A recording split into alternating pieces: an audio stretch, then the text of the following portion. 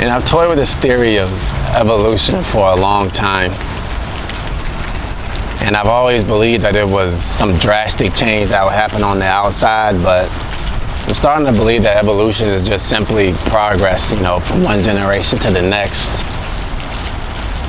You know, if you've suffered something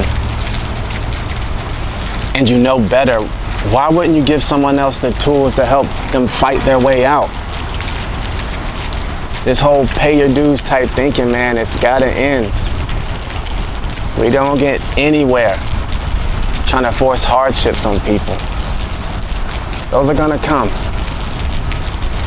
And the minute that we do try to impose our struggles on someone else, I believe we stay stagnant as a species.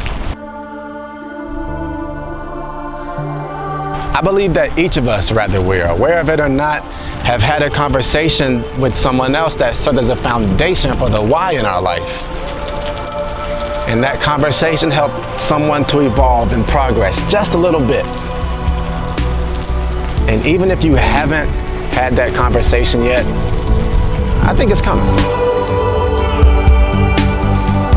One day my brother and I were talking, and he told me that someone once told him there's someone more important than Martin Luther King Jr. that we don't speak about.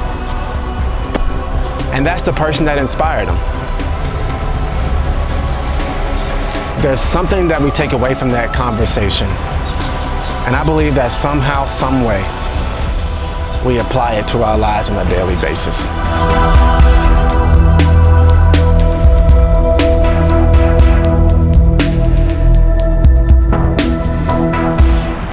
So, when I was in college, I was doing a senior project, and I was doing it on screenwriters. I'll never forget, in like 2008 sometime, I saw like a small blurb on CNN that said, woman wins back rights to the Matrix. And it was such a small thing that I was like, what the freak is going on? Like, that seems to be a bigger deal than what it is. I decided I was going to like do a project, my senior project in college in 2012 on her and like different screenwriters and stuff. And so as I was kind of reading more into her, it was just something pretty incredible about just her story. Like, she literally wrote The Matrix, had it stolen from her. And even the court system said, yeah, this has been stolen from her. And so I decided to email her, because she had like an email on the website up, and it was like a regular Yahoo email. And so I had like emailed her, and I just told her, like, you know, I was just really happy like she went back rights to her movie, because I was a writer too. And so I just wanted to just, you know, thank her for continuing to fight. And so that day, actually, she had emailed me back. Only thing she asked me was, hey, like, what's your phone number? I'd like to talk. Once again, what the freak? I don't know, like, there's no way this is the same person. And so I decided to kind of take a chance, and I said, all right, like, I gave her my number, and we talked. And that conversation was something. Right away, I could just tell the strength inside of her. She told me she went to USC. She like was there with Marcus Allen and everything. And she told me that when she wrote The Matrix, like, she had it with nothing but black characters and stuff. And that Neo was a black person. And she told me that, like, it wasn't just The Matrix that was stolen from her. She told me that The Matrix is actually all a part of a trilogy that involved the Terminator as well. When she explained to me the story, it completely just like blew my mind. She even explained to me why the heroes were wearing black. She was like, I want to show that like black was beautiful and everything. And she told me that like she entered I think the story into a contest, and she never heard anything back from them. This was like in the 80s, late 80s. She told me she didn't know what happened with that story in that contest until 1999 when The Matrix opened in theaters. And she saw every last one of her characters in the doggone movie. And this was her movie. She said, I went straight to the court system after that because everything was copywritten. And as we were talking about that, she was telling me how like she just had this, she had the vision already for like the CGI, and she showed me the papers of just like what it looked like, and she even had all the CGI and motions together and stuff.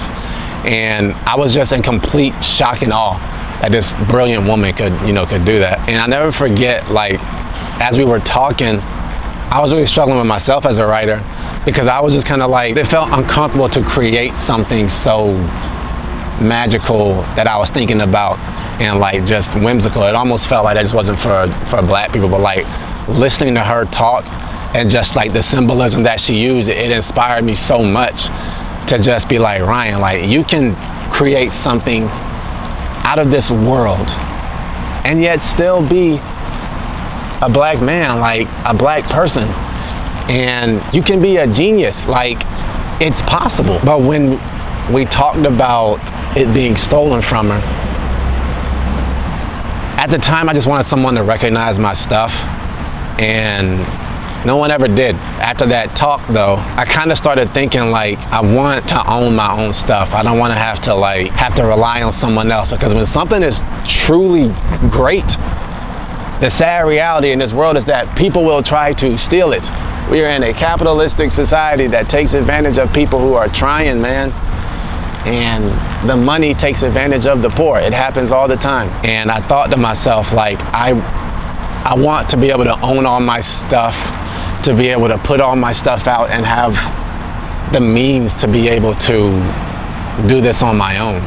And not with having to rely on people, because I feel as though what I'm writing and what I've written is truly that great. I told myself, you know what, Ryan, like, I'm going to actually take my time and build up a market, build up an audience, because when you release your things, I'm going to actually be in control of it all. You know, like that conversation, it just completely changed me, because it reminded me that, like, you do have the power to create something magnificent, and you also have the power to be able to put it out yourself. And I only trusted those who also saw the vision of trying to do things on your own. And it's not a lonely life, because I found other people who also are about ownership.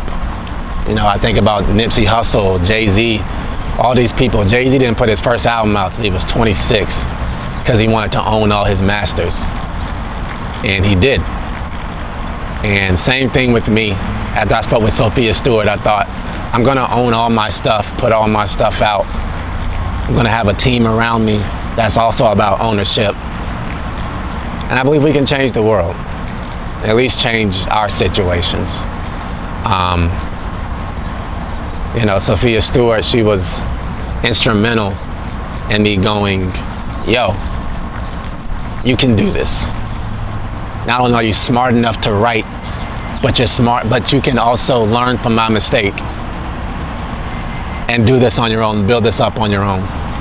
And every conversation I've had, it always is a reminder of that. And just the way my life has gone, it's all kind of been about that. And so, I don't know, I'm really grateful to her for taking that time out to speak with me, because it completely opened my eyes to who I am, what I want, and just kind of let God take care of the rest.